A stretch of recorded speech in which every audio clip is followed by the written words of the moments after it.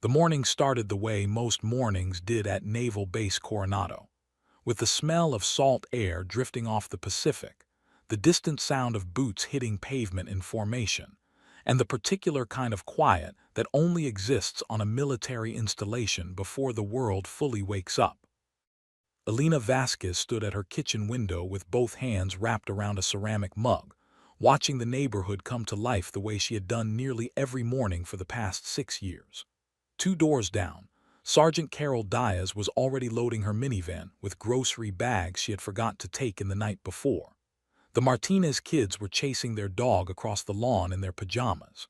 A pair of junior officers jogged past in matching gray shirts, their conversation lost to the wind. It was, by every measure, an ordinary Tuesday. Alina took a long sip of coffee and turned back to the kitchen where her 2 children, Sofia, 9, and Mateo, 6, were arguing over the last of the orange juice with the kind of passionate intensity only siblings understand.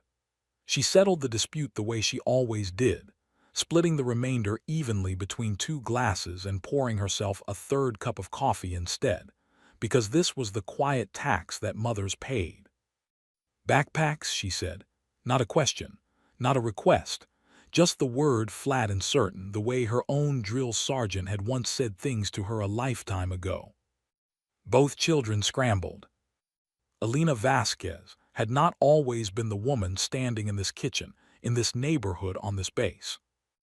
Before Sofia and before Mateo, and before the wedding in San Diego where Marcus had cried and made everyone else cry too, she had been Second Lieutenant Elena Cruz of the United States Marine Corps, a logistics officer with 2 overseas deployments, a commendation for her work during a supply chain crisis in Bahrain, and a reputation among her peers for being the calmest person in any room, regardless of what that room contained. She had left the Corps voluntarily, a decision she had made with clear eyes and no regrets, because Marcus's career required one of them to be stationary, and she had decided it would be her. She did not think of it as a sacrifice. She thought of it as a different kind of service, the kind that involved school pickup and soccer practice, and keeping 2 small human beings alive and emotionally intact, while their father disappeared into classified corners of the world for months at a time. Marcus Vasquez was a chief petty officer in SEAL Team 7. He had been deployed for 11 weeks. Elena did not know where. She never knew where. She had learned to stop trying to guess from the news cycles, because the operations her husband ran were never the ones that made the news. She walked Sofia and Mateo to the base school herself, the same way she did every morning, holding Mateo's hand because he still let her, and knowing the days of that were numbered. The sky above Coronado was the particular shade of blue that made California feel like a promise. The palm trees along the main road stood perfectly still in the absence of wind. Everything looked clean and ordered and safe, the way military installations are designed to look, the aesthetic of control made physical. She kissed both children at the gate, watched them disappear into the flow of other children, and turned back toward home. That was when she noticed the truck.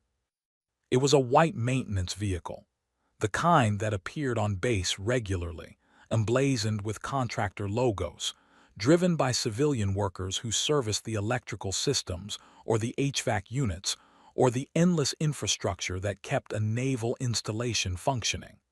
There was nothing visually remarkable about it. It was parked along the service road that ran behind the communications building, maybe 60 yards from where Elena stood, and any other person walking past would have glanced at it and thought nothing. Elena stopped walking. She stood on the sidewalk and looked at the truck for a long moment, the way she used to stand at the edge of supply manifests and look for the thing that did not belong. The truck had a contractor decal on the door, Meridian Technical Services, blue lettering on white. She had seen that name before. She had seen it on the vehicles that came to service the base's electrical relay systems, usually on Thursdays. It was Tuesday. She also noticed, though she could not have said precisely why it registered, that the truck was parked facing out, Every contractor vehicle she had ever observed on base was parked facing in toward the curb. It was a small thing, the kind of thing that meant nothing or meant everything, and the difference between those two outcomes was everything. She told herself she was being paranoid. She had been doing this for years, seeing patterns in ordinary things, reading threat into routine, the occupational neurosis of a woman who had spent too long in uniform and too long married to a man who operated in the world's darkest corners. She walked home. She made a second pot of coffee she did not need. She sat at the kitchen table and opened her laptop to the half-finished email she was writing to her mother in Tucson. But her eyes kept going to the window. The truck had not moved. At 9:30 a.m., she watched the guard rotation happen at the east checkpoint. Or rather, she watched it not happen. The two-man rotation that should have exchanged at the checkpoint at 9:30 every morning, a rhythm she had observed so many times it had become unconscious wallpaper, did not occur. The guards who should have been relieved stayed at their post. The guards who should have relieved them did not appear. It could have been a scheduling change. It could have been a dozen things. Elena closed her laptop. She went upstairs, opened the closet in the hallway, and took down the green canvas bag from the top shelf, the one Marcus had packed for her 3 deployments ago and made her promise to never unpack. She unzipped it and looked at its contents the way a person looks at a fire extinguisher they hope to never use. Radio, medical kit, 2 boxes of 9mm ammunition, a folding knife, zip ties, a laminated base map. She zipped it back up. She did not take it downstairs. Not yet. She stood at the window and watched the truck and drank her coffee and felt the particular stillness that she recognized from the moments before things went wrong overseas. Not fear exactly, but a heightened quality of attention, the body's own intelligence running ahead of conscious thought, cataloging and assessing and preparing. At 9:44 a.m., a second vehicle appeared on the service road and parked behind the first. A third pulled in 2 minutes later. Elena set down her coffee mug, walked upstairs, and took the green bag off the shelf. She also retrieved the Glock 19 from the biometric safe on Marcus's side of the closet, the one he had installed the week before his last deployment, pressing her palm to the reader until it memorized her hand, telling her with the particular calm of a man who understood real danger that he hoped she never needed it, but that hope was not a plan. She checked the magazine, 17 rounds full, 1 in the chamber. She put the gun in the back of her waistband, pulled her shirt over it, and went back to the window. At 9:47 a.m., the perimeter alarm screamed once, a single sharp wail across the entire base, and then went completely silent. The silence was worse than the alarm. Elena Vasquez picked up the green canvas bag, slung it over her shoulder, and walked to her front door. She stood there for exactly 3 seconds, her hand on the doorknob, her eyes closed, running through everything she knew and everything she needed to do. Then she opened the door and stepped outside into the California morning, where the palm trees were still standing perfectly still, and the sky was still impossibly blue, and the world was about to change completely. The silence after the alarm was the kind that'd wait. Elena had experienced it before, not here, not on this quiet residential street lined with base housing and flowering shrubs, but in Bahrain, standing outside a supply depot when the radio traffic suddenly went dead, and every person within earshot had exchanged a look that communicated, without a single word, that something had shifted in the atmosphere of the world around them. She stood on her front porch for 5 seconds and listened. Down the street, Carol Diaz had frozen beside her minivan, one hand still on the door, head tilted up like an animal catching a scent. 2 houses further, Mrs. Park had stepped out onto her porch with a dish towel in her hand, looking toward the eastern perimeter with the uncertain expression of someone who did not know whether to be frightened or wait for an explanation. Elena did not wait for an explanation. She moved off the porch and angled across her lawn at a pace that was not running, but was not walking either. The measured, deliberate movement of someone going somewhere with purpose, but without panic. Because panic was the one thing she could not afford, and the one thing she had learned long ago that she was genuinely capable of suppressing when it mattered. She reached Carol Diaz in 6 seconds. Carol, her voice was level, a hand on the woman's arm firm enough to pull focus. Take the kids to your basement right now. Lock the interior door. Don't open it for anyone except me or base security in full uniform with badge verification. Do you understand me? Carol Diaz was an Army sergeant's wife who had lived on military installations for 14 years. She did not ask questions. She read the expression on Alina's face the way a person reads a weather system quickly and completely, and she nodded once. Tyler's already inside. Give me 30 seconds. You have 20. Carol moved. Alina turned. From where she stood at the edge of Carol's driveway, she had a partial sightline to the eastern perimeter, through a gap between two housing units, past the edge of the motor pool parking area, to the chain-link fence that bordered the installation's boundary. What she saw through that gap made the muscles in her jaw tighten. 3 men in United States Navy working uniforms, the blue digital camouflage pattern of naval working uniforms, the kind worn by hundreds of personnel on this base every day, were moving through a breach in the fence that should not have existed. The breach was clean, not cut in a hurry with bolt cutters, but opened surgically, the links folded back in a way that suggested preparation, reconnaissance, a plan that had been developed over time by people who had studied this installation carefully. They moved the way trained people move, not with the theatrical crouching of action movies, but with the quiet, economical efficiency of individuals who had done this kind of thing before, who understood sightlines and cover and the geometry of moving through a space without being seen. They were not running. They did not need to run. They owned the tempo of the moment, and they knew it. Alina clocked 3 things in rapid succession. First, the 2 guards at Post 7, the eastern checkpoint, were down. One was slumped against the guard station in a way that looked like sleep from a distance, but was not sleep. The other was being dragged behind a parked vehicle by the first of the 3 intruders, handled with quick professional efficiency, out of sightlines, out of the way. Second, each of the 3 men was carrying what appeared at this distance to be M4 carbines, standard issue in appearance, which was the point. And at least one of them had additional equipment on his chest rig that she could not identify from 60 yards, but that did not belong in any standard military loadout she had ever cataloged. Third, they split at the interior of the fence. One moved north toward the communications complex. One moved west toward the motor pool. The third moved south. South was the direction of family housing. South was where Alina was standing. She moved. She did not run toward the man coming south because that would have placed her directly in his path on open ground with no cover and no advantage. Instead, she moved laterally, cutting west behind the row of housing units, using the buildings themselves as concealment, working the angles the way she had been taught to think about movement in contested spaces. Always between cover, never in the open longer than necessary, every step chosen rather than reflexive.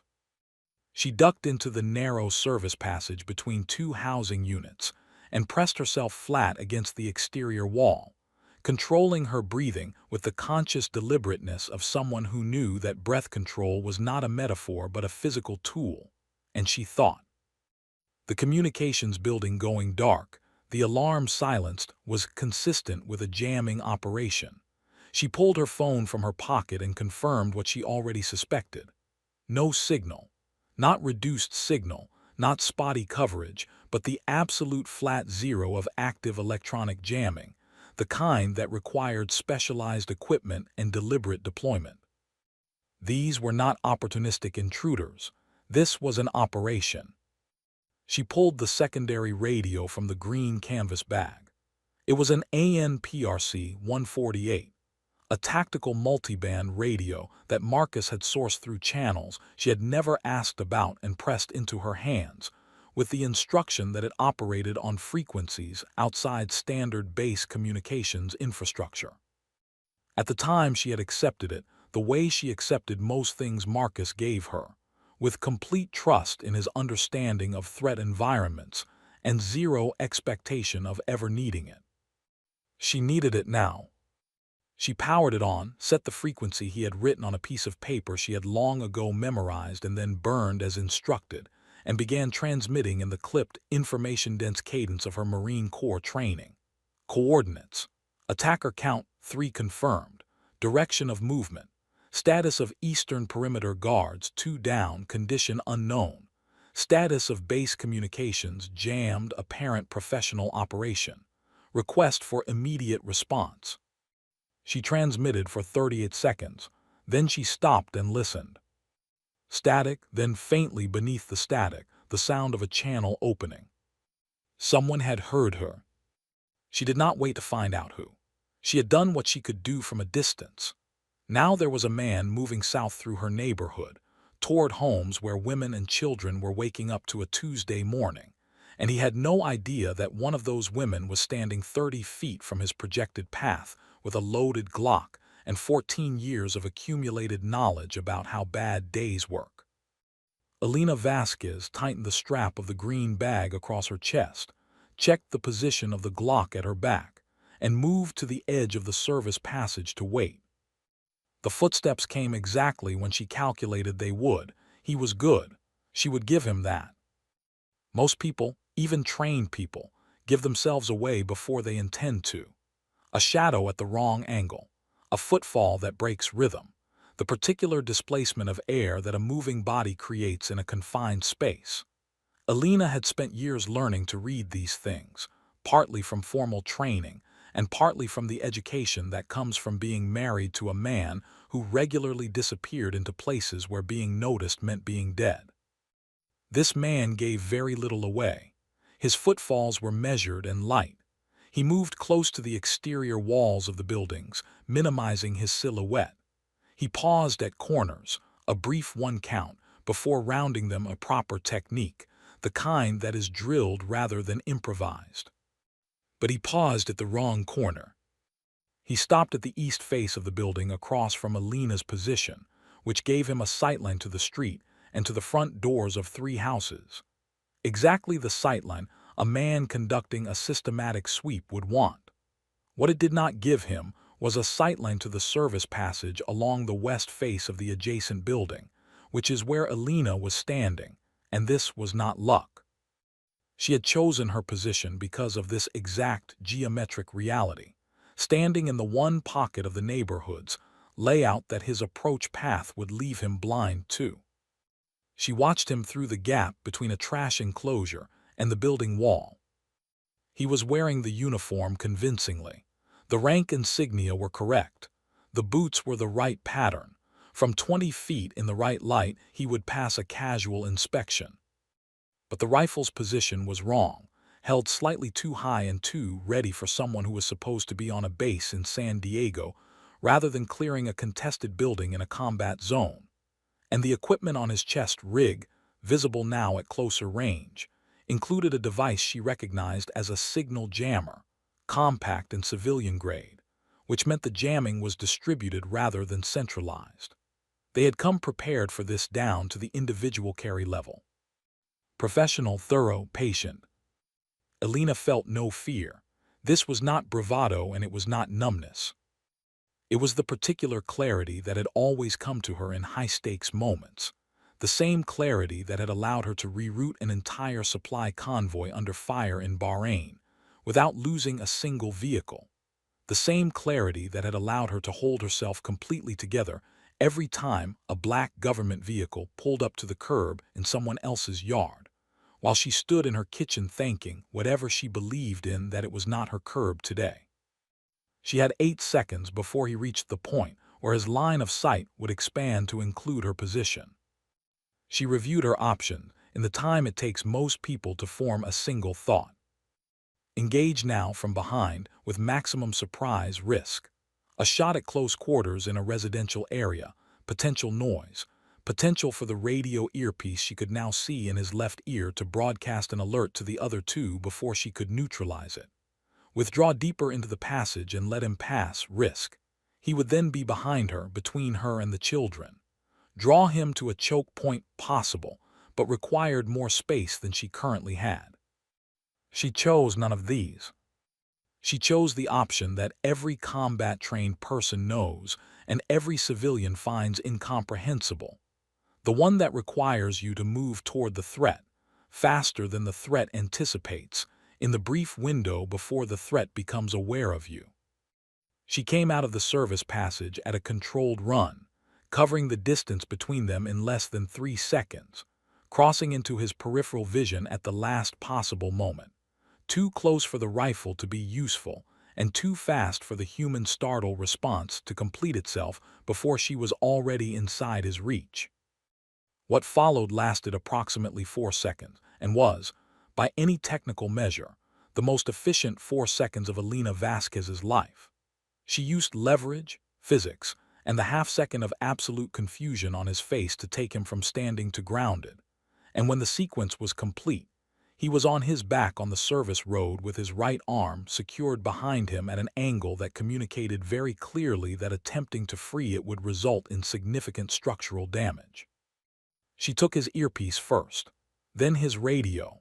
Then, efficiently, she zip-tied his wrists behind his back using the ties from the green canvas bag, 2 layers, cross-positioned, the way she had learned from Marcus, who had learned from people who did this professionally.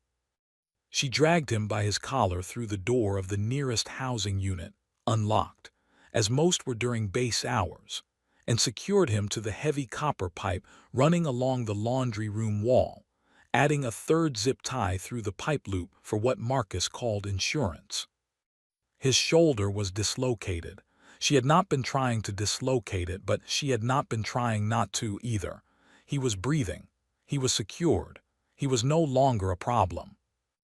On his chest, attached to a Velcro strip she almost missed, was a laminated tactical map. She almost left it, then she took it. Standing in a stranger's laundry room, she unfolded the map and looked at it under the fluorescent utility light, and what she saw rearranged every assumption she had been working from in the past 20 minutes. The communications building was marked on the map. The motor pool was marked. Family housing was marked, but these markings were in a secondary color, supportive objectives, distractions, the kind of targets you hit to create noise and draw response while the primary objective happened somewhere else. The primary objective was marked in red. It was a vehicle, an unmarked transport, designated only as Romeo Actual on the map, scheduled. The notation was clear and time-stamped, to depart through the base's secondary vehicle gate at 10:30 a.m., carrying a classified hard drive from the Naval Intelligence Processing Unit that operated out of a building most people on this base believed was a record storage facility.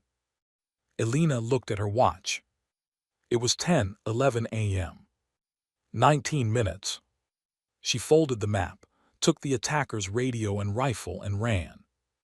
There is a particular experience that Elena had heard Marcus describe once, on a night when he had come home from a deployment and sat for a long time at the kitchen table before speaking, when the children were asleep and the house was quiet, and something in his face told her he needed to say something out loud to another human being.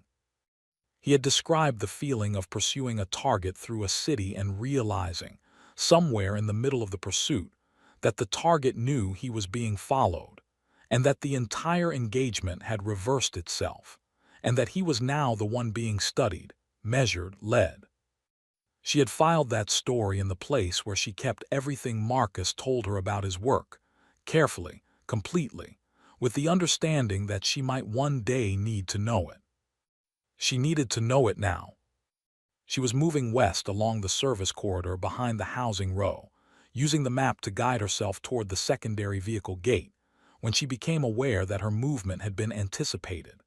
Not by the 2 remaining men, she was tracking their radio chatter through the confiscated earpiece, and neither had mentioned her or her position.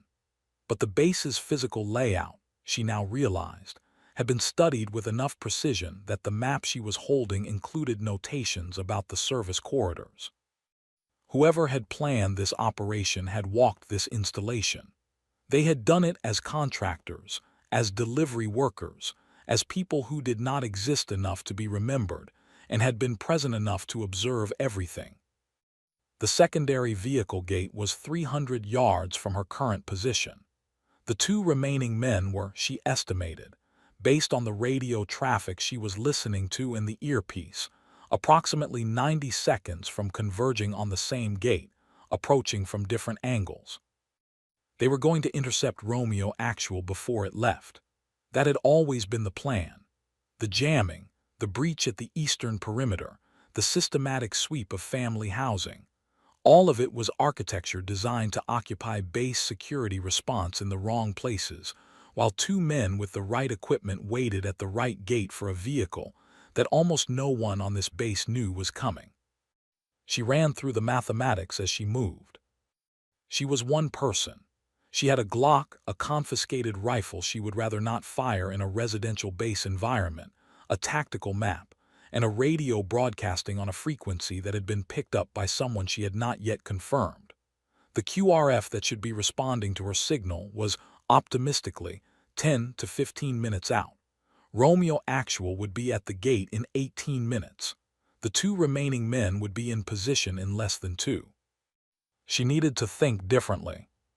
She stopped moving.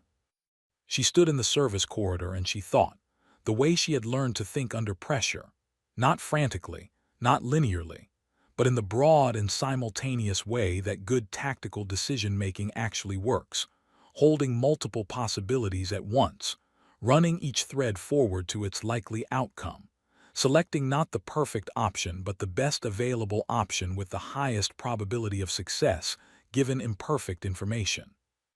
The gate. The vehicle could not leave through the gate if the gate was blocked. And the gate could not be blocked by security that had been drawn to the eastern perimeter. But it could be blocked by something else. She keyed the radio again and transmitted, giving the update, revised target identification. Vehicle designation Romeo Actual secondary vehicle gate, 10:30 departure, 2 remaining hostiles converging. She transmitted it twice, clearly, then moved on because transmission was done and action was what remained. She changed course, heading not toward the gate but toward the vehicle pool adjacent to the intelligence building, the civilian vehicle area where base personnel parked personal cars during duty hours. She was looking for something specific, and she found it in 40 seconds. A dark blue base-issued sedan, keys still in the ignition, belonging to a lieutenant commander whose habit of leaving his car unlocked was, under these circumstances, a gift. She got in. She did not drive toward the gate. She drove to the housing unit where she had left her children, 6 minutes round trip, non-negotiable, because she was willing to risk herself but not her children by omission. She pulled up, went to the basement door of Carol's house, pressed her palm flat against it 3 times and then twice as they had agreed in childhood games that now served an actual purpose, and heard Carol's voice on the other side say, "Green light," in a tone that was frightened but steady. "Stay down until you hear helicopters," Alina said. "Don't open this door for anything else." Mateo's voice from somewhere behind Carol, "Mama." "I'm okay, baby," she said. "I'll be right back." She walked back to the car and did not allow herself to feel anything about those 2 words, right back, because she could not afford what she would feel if she did. She got in the car, put it in drive, and headed for the secondary gate at a speed that was precise and deliberate, and in the mathematics of what was about to happen, exactly enough. The service road to the secondary vehicle gate ran along the western edge of the base, parallel to the perimeter wall, with a row of mature eucalyptus trees on the interior side that cast long shadows in the late morning light. Alina drove with both hands on the wheel and the confiscated earpiece in her left ear, listening to the clipped communication between the 2 remaining men as they confirmed their positions. They were speaking in what she was now certain was Farsi. Specifically, a Tehran-adjacent dialect she had heard in the Gulf during her second deployment, when her logistics unit had operated alongside intelligence teams monitoring cargo shipping routes. She had not been trained as a translator, but she had listened long enough and carefully enough to catch the shape of it, and she caught enough now to understand the critical exchange. Route is clear. Confirm vehicle status. Vehicle in motion. On schedule 3 minutes. They had someone on the inside, or they had surveillance. Either way, they knew Romeo Actual was moving. She had to be at the gate before the vehicle. She pressed the accelerator to the floor. The eucalyptus trees blurred on her left. Ahead, the secondary vehicle gate appeared, a simple two-barrier system, the kind designed for routine vehicle screening rather than high-security interdiction, with a small guard booth on the right side and a drop-arm barrier on each lane. The guard booth was empty. This was not coincidence. The guard assigned to this post had been among those drawn toward the eastern perimeter when the breach alarm sounded, exactly as planned. Elena pulled the car diagonally across both lanes, blocking the exit entirely, and got out. She had 20 seconds, maybe 30, before Romeo Actual rounded the corner from the intelligence building access road and found its exit blocked. She used those seconds to take up a position behind the heavy concrete base of the gate mechanism, solid cover, good sightline down the approach road from both the north, where the vehicle would come, and the south, where the tree line would provide cover for anyone approaching on foot. She had the Glock in her right hand and the confiscated earpiece pressed to her left ear, and she was, in the most fundamental sense, exactly what the base commander would later call her in his report, the last line of defense. The vehicle came around the corner at 10:28 a.m., 2 minutes ahead of schedule. It was a gray, unmarked Chevy Suburban, moving at the careful speed of a vehicle that did not want to appear hurried. Behind the wheel, she could see the pale face of a young petty officer who was almost certainly not supposed to be involved in any of this, and who had no idea that the exit in front of him was blocked by a car driven there by a woman with a gun.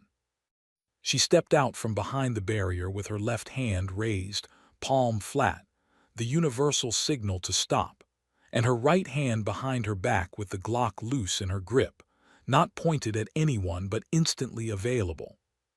The Suburban stopped. The window came down. The young petty officer, she could see his name taped now, Daniels, E3 by his collar device, looked at her with the specific expression of someone who has driven into a situation they do not have the briefing material to understand. "Ma'am." "Petty Officer Daniels," she said, and she was aware that her voice was the most controlled thing about this moment. "I need you to step out of this vehicle right now and leave the keys in the ignition. This is not a drill, and I do not have time to explain the full situation to you, but I need you to trust me, and I need you to do it in the next 10 seconds." He looked at her for 3 of those seconds. She did not know what he saw in her face. Whatever it was apparently enough. He got out. "Stay behind the barrier," she told him. "Down low, don't move until you hear helicopters." She heard in the earpiece the voice of the first remaining attacker, "Gate, there is a blockage at the gate." And the voice of the second, "Handle it."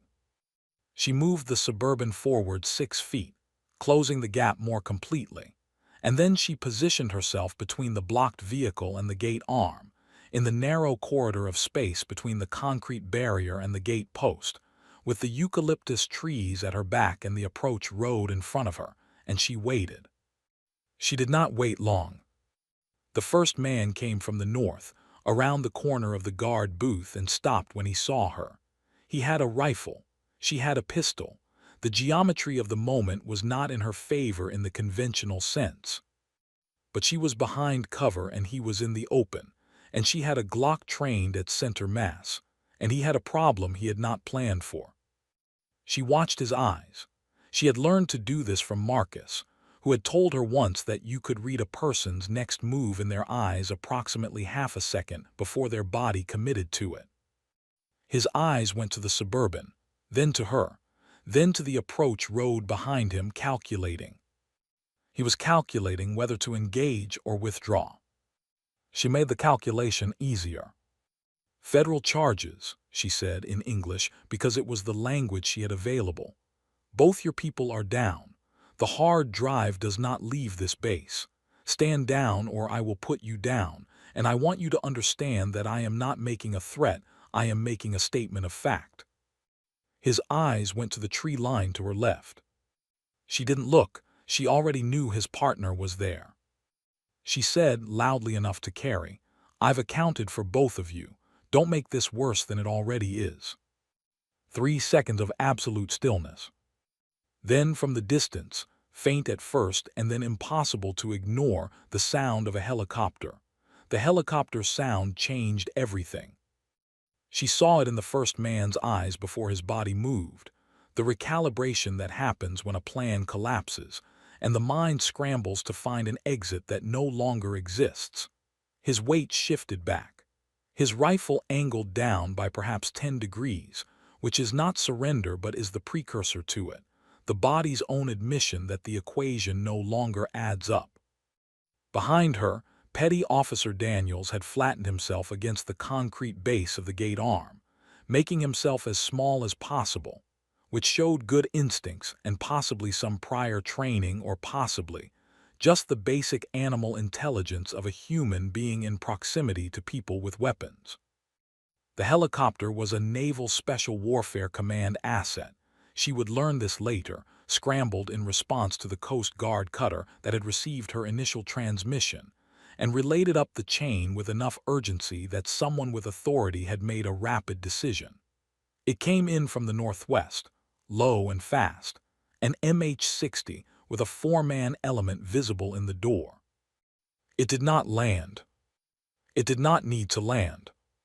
The presence of it, banking hard over the base at 200 feet, was the message. The QRF was not 12 minutes away in a theoretical future. It was here now, overhead, and the 4 men visible in the door were not there for atmosphere. The first attacker lowered his rifle the rest of the way.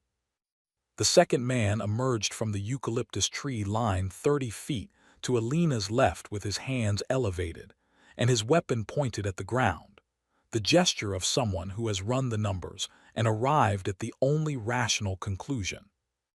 He was older than she had expected, 50s, possibly, with the careful, weathered face of someone who had done this kind of work for a long time, and he looked at her with an expression she could not fully categorize, something between professional assessment and what might, in different circumstances, have been respect.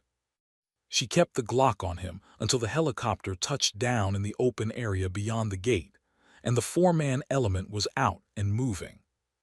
Then she lowered the weapon. She exhaled. It was 10:33 a.m. The hard drive was still in the Suburban, which was still blocking the gate, which was still on the base. Romeo Actual had not moved. The operation that had begun at 9:47 a.m. with a perimeter alarm and ended here, at a secondary vehicle gate with a blocked car and a woman with a Glock, had lasted 46 minutes. The special warfare element secured both men efficiently, and the senior operator, a master chief whose face Alina did not recognize but whose bearing she understood immediately, came to where she was standing and looked at her with the careful eyes of a man processing something that did not fit cleanly into his operational training. "You the one on the secondary frequency?" he asked. "Yes." "Alina Vasquez?" "Yes." He looked at her for a moment. Then he nodded once, the particular nod that she recognized as military shorthand for a great many things that would take too long to say. "Your kids are secure," he added. "We sent a team to the housing area." She felt something release in her chest that had been held tight for 46 minutes. "Thank you," she said. He nodded again. Then he went back to work, because there was still work to do, and that is the nature of the profession. The situation resolves and the next situation begins, and there is never quite the time for the feeling of it to fully arrive. Elena sat down on the concrete base of the gate arm, the Glock resting across her knees, and looked up at the sky. The eucalyptus trees swayed. The helicopter circled once and banked south. Petty Officer Daniels was sitting against the barrier 3 feet away from her, still in the position of someone not entirely sure that standing up is safe, and he looked at her with the dazed, recalibrating expression of a person who has just watched something that they know they will spend the rest of their life trying to describe accurately and mostly failing. "Who are you?" he asked. "Elena Vasquez," she said. "Are you?" he started.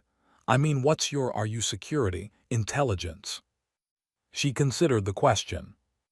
"I'm a mom," she said. "I live on base." He stared at her. She almost smiled.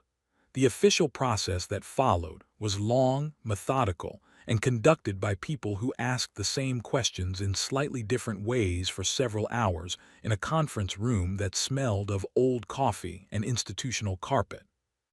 Elena answered everything completely. She had been a Marine officer. She understood that debrief was not an interrogation, but an assembly of information. That the people in the room were trying to reconstruct an event that had happened in real time and needed the full version, not the edited version, not the version shaped by modesty or by the particular social hesitation that made civilians sometimes omit the most critical details, because they did not want to appear to be claiming too much. She claimed everything, every decision, every movement, every calculation. She told them about the truck parked facing out on a Thursday contractor's regular Tuesday schedule. She told them about the guard rotation that did not happen. She told them about the green canvas bag and the biometric safe and the radio frequency that Marcus had made her memorize and burn. She told them about the man in the service corridor and the 4 seconds and the zip ties and the laminated map. She told them about running the numbers on the gate.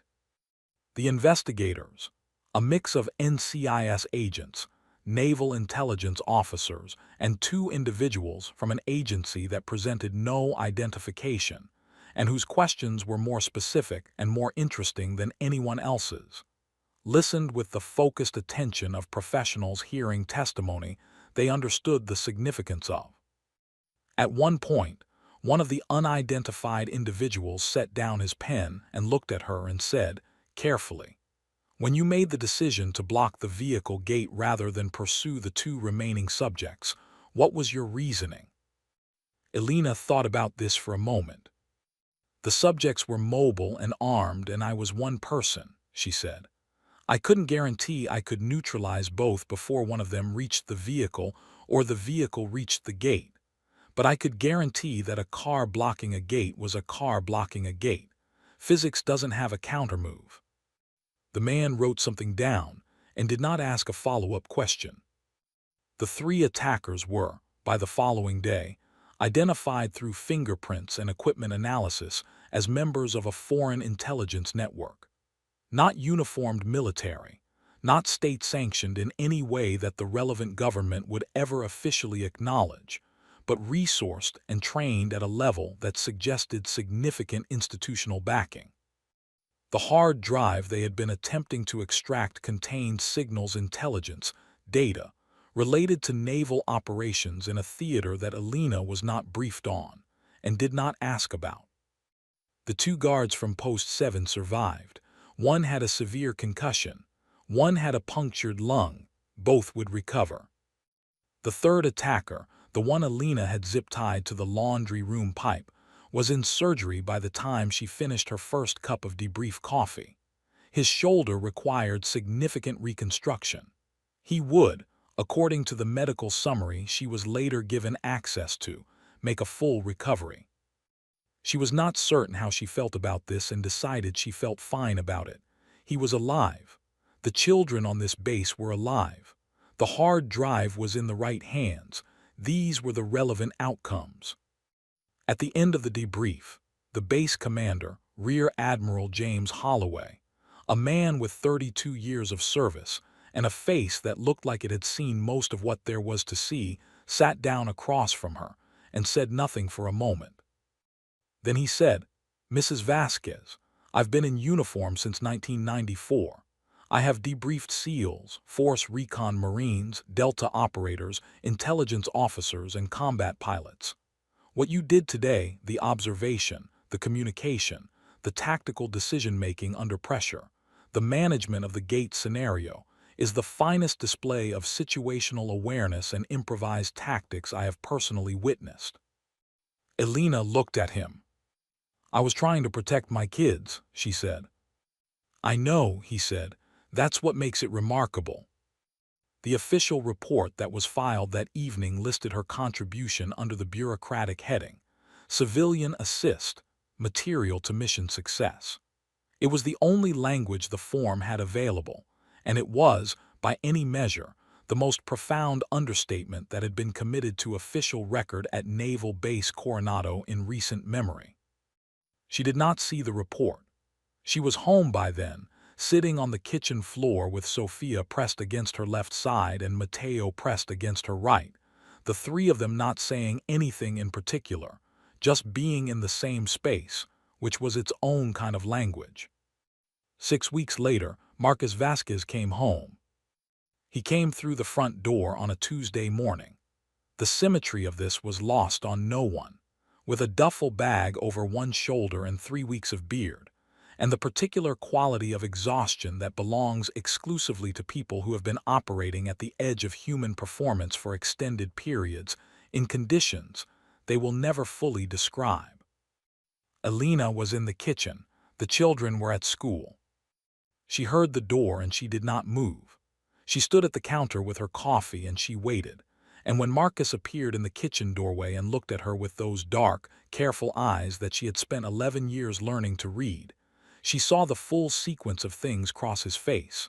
Relief, love, the particular joy of homecoming that never diminished no matter how many times he had done it.